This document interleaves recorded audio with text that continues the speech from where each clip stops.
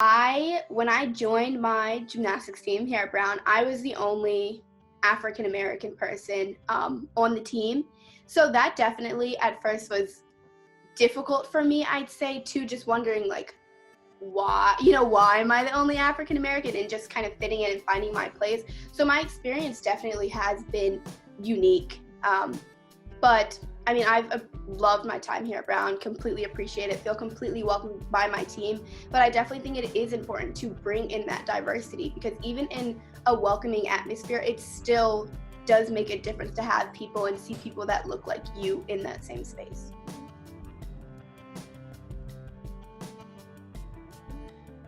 In my club gymnastics, like where I was before Brown, I've always had a woman head coach too. So I think it definitely needs to be highlighted in the world and in my mind more, just how awesome it is to see that a woman in that leadership role and kind of leading us and heading us and doing all these things behind the scenes and in front of us to make sure that our program is getting all the resources we need and just at the best position we can to be successful. So it's really awesome to see Sarah, shout out to Sarah, just really leading us and being just strong and encouraging us to be just as strong and dedicated to the sport as well.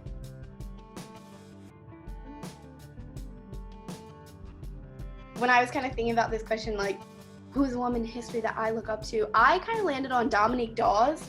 So I don't know if people know her name, but she is a Black female artistic gymnast, and she was the first African American to win a gold medal at an Olympic Games. She won it with her team in 1994, and then she also was the first African American to win a medal, an individual medal, period. She won the bronze medal on floor.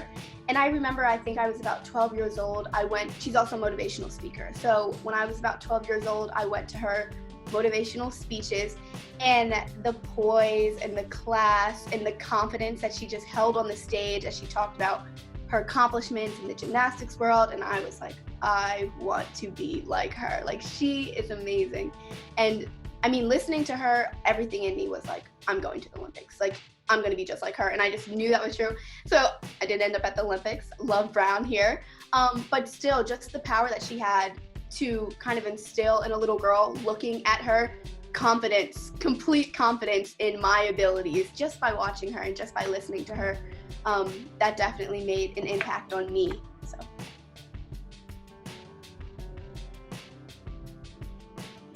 I would say the little difference in like dynamic maybe is like in men's gymnastics, there's more of this, you don't have, there's not this like expectation to be quite as like perfect or like refined. And then also when you look at their floor routines, there's no dance. It's all about like powerful tumbling and like showing as much like strength as you can. So I mean, that's really interesting to put next to women's gymnastics, where there's this expectation to be very beautiful and very pretty and kind of do tumbling that looks strong and powerful, but like not too powerful, and also add some dancing around. So when you talk about kind of the misogyny or like the sexism that kind of undergirds a little bit of the gymnastics culture, that is particularly, I'd say, floor, vault. So much of male gymnastics focuses on like strength, and then in women's gymnastics they kind of really like to pull this like poise, very like classy look. So yeah.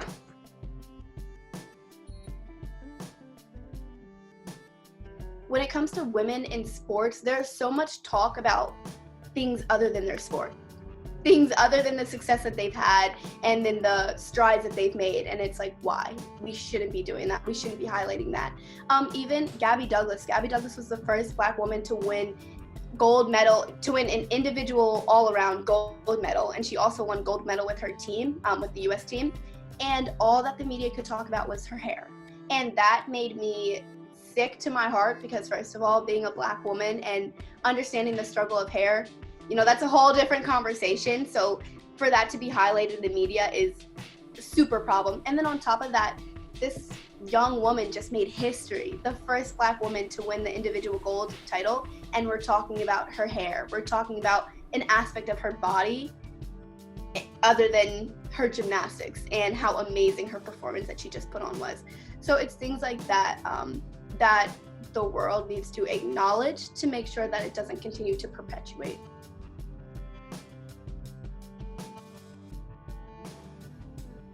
So I think when I always think of a perfect world, literally perfect world, it's like things like Title IX, as necessary as they are right now, in my perfect world, it wouldn't be necessary because there would already be these kind of like biases and these like, prejudgments in the back of everyone's minds. In a perfect world, those things would be gone, and there would just be kind of this subconscious acknowledgement of women and their importance in this world, and there wouldn't need to be measures taken to uplift them or create equity because that equality would already be there.